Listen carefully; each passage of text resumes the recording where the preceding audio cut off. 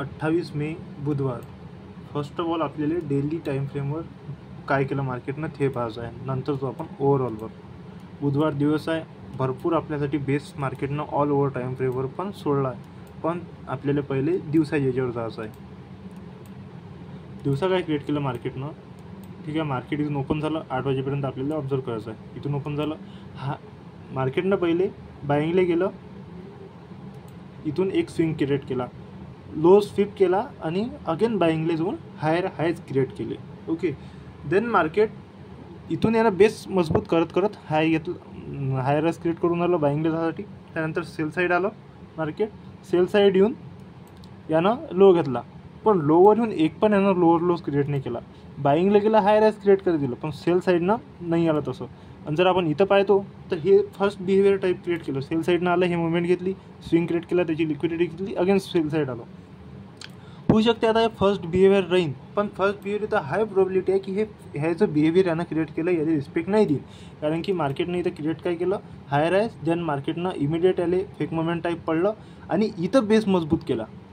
इथं हे आलं कसं आणि आता हे चाललं कसं, मार्केट हे फेक मोमेंट टाईप आलं आणि इथं मजबूत हा बेस मजबूत केला यानं बाईंगला जाण्यासाठी. आणि हाय प्रोबॅबिलिटी आहे की इथं जर बाईंगलेच जाईन बा आपल्याला इंडिकेशन दिलं होतं. आणि इंडिकेशन का म्हणजे काय, इंडिकेशन काय दिलं, 50% झोनवर आलं, तिथं चांगल्या भरीव कॅन्डलसोबत 50% झोनवर गेलं, तिथं क्लोजिंग दिली.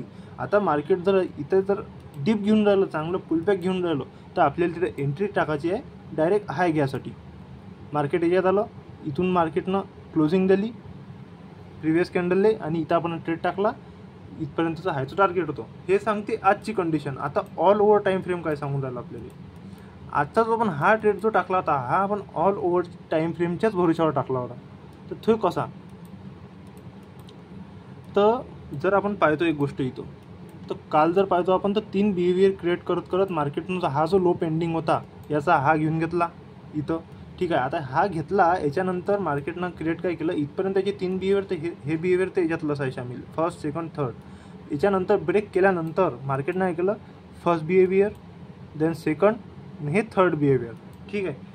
आता मार्केटला जर सेल साईड जायचं असतं तर हे थर्ड बिहेवियरमधूनच यानं मोमेंट इथं कंटिन्यू ठेवली असती याची. पण आता ज्यानं इथे याला ब्रेक केलं तर आपल्याला माहीत होतं की हे याचा हाय घेईन बा, ह्या बिहेवियरचा यानं याचा हाय घेतला, पण हे सेल साईडनं जाण्यासाठी अजूनही प्रिपेअर नव्हतं आजच्या दिवसाला. इथून जर आपल्याला इंडिकेशन डायरेक्ट दिलं असतं सेल साईडचं, तर आपण डायरेक्ट एंट्री टाकली असती जर आपल्याला प्रॉपर दिलेलं असतं तो.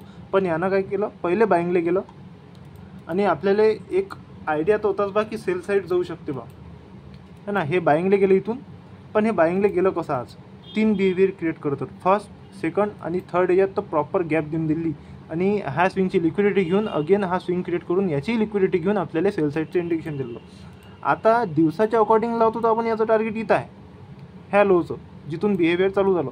पण ऑल ओव्हर टाईम फ्रेमच्या हिशोबाने लावतो तर याचं टार्गेट येऊन राहिलं याचं डे लोचं, म्हणजे ऑल टाईम लोचं त्या स्विंगच्या मोठ्या टाईम फ्रेमवर.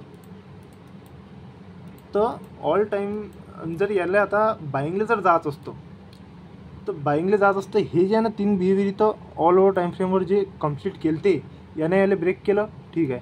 इथून जे हे ना तिसरा बिहेवियर जे आहे, हे इथूनच यानं अजून बिहेवियर स्टार्ट करणं 1 2 3 असं चालू केलं असतं जर याला याचा हाय घ्यायचा असता तो. पण यानं असं काहीच नाही केलं, इमिडिएट हे तिसऱ्या बिहेवियरमधून यानं सेल साईडचं इंडिकेशन दिलं, तर हाय प्रोबॅबिलिटी आहे की हे याचा लोज घेईन बा. तर यानं तसंच केलं, यानं लो घेतला. हेच या ट्रेडच्या मागचं लॉजिक होतं.